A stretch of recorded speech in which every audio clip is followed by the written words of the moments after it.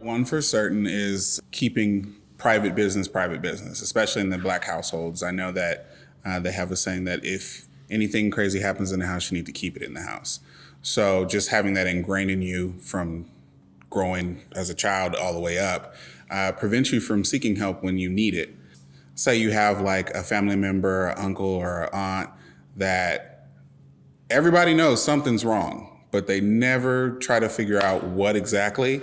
They never seek help, but the family knows that if there are children around or people who aren't used to that family member, you kind of got to watch them and how they interact. So they're aware, they know that there's an issue, but they're not seeking the help to actually get it resolved or, aid it in any type of way. Oftentimes, the situation has to escalate to a point where they can't control it or hide it anymore. Unfortunately, there's always an incident that occurs that either has that person removed from the household or they engage in something where it can't be a secret. I don't know if it's embarrassment or shame. They would rather keep it in the household, but when something escalates and that's no longer an option, then they start looking at how do we fix it? How do we help?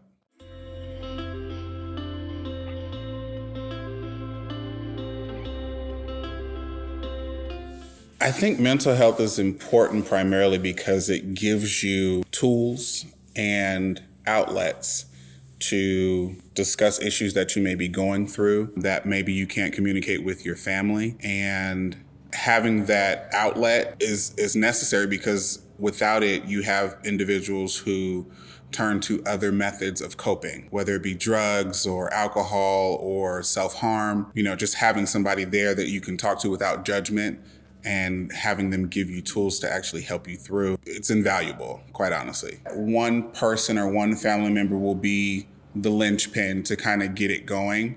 And once they see that there's no adverse effect, others are more encouraged to seek help.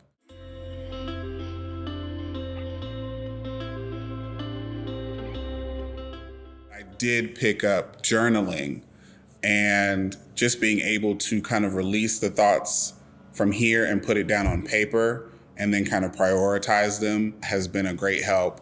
And although it wasn't given to me as a script per se from a professional, I know that it has alleviated anxiety and I'll be able to kind of work through it on my own. And then if I feel like it is something that I do need to discuss, then I at least have that option and I have a blueprint to go by. I do have a friendship that I kind of lean on heavily that allows me to verbalize some of the thoughts that I have. The main thing that I had to realize is that it's okay if everything's not okay. And realizing that there are resources available, you just kind of have to go out and find them. Journaling and being able to talk to friends that genuinely care about you definitely helps, especially when, things happen. Family members pass, things are going crazy at work, spousal issues, kids, it's just life. But not letting it get to a point where you're just exploding on people, I think is super beneficial. I would say a barrier that I've overcome is realizing that although there aren't a lot, there are people who look like me that could potentially help. I know culturally, even when we are seeking help, it makes it a little bit better for us or more comfortable when we have someone across the table that looks like us, because they understand culturally as well as mentally where we're coming from. I know mental health is an individual journey and you have to do what's comfortable for you, because too much change at once will be, I think, detrimental to actually getting the help that you need. So you have to seek out those who are going to push you but not force you. Ultimately, you just want to be a better you.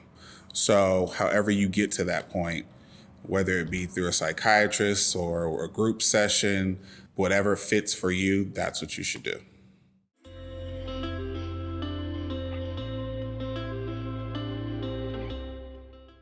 I would say there's no rush. No one's forcing you, but you first have to realize that there's an issue. And if that issue is causing you distress, you need to do all that you can to alleviate it, because there are people around you who may depend on you, people who genuinely care for you. And with whatever you're going through, you may not be accessible. It doesn't have to be a long, drawn out statement. You simply just have to go and say, you know what, I need help. You know, it may seem like your world is coming to an end, but when someone approaches you and lets you know, there are ways that you can address this. And although it does seem bad right now, there is a way out. And it may not be picture perfect, but it's better than what you're experiencing. So just being able to both be a listening ear and having someone feel comfortable enough to talk to you about it, that may just be the linchpin that gets them over the hump. A lot of people, when you discuss something that's weighing heavily on you, they may not give it the same attention because they may be going through something themselves, or it's not a priority to them. So being that listening ear sometimes is just enough to get them in the right direction of seeking help. Hopelessness, you don't want to discount it because that may be where they are. But what you can do is, if you don't have the resources to give them, find someone who does. Because ultimately, you'd rather be sitting and talking with that individual than standing at their funeral talking about them. Mental health doesn't always end in death, but you never know what could be that tipping point to get them there. If they sought you to assist, do what you can and don't just blow it off, because it was important enough for them to bring it up. So you want to make sure that you pour into them as much as you can to get them the help that they need.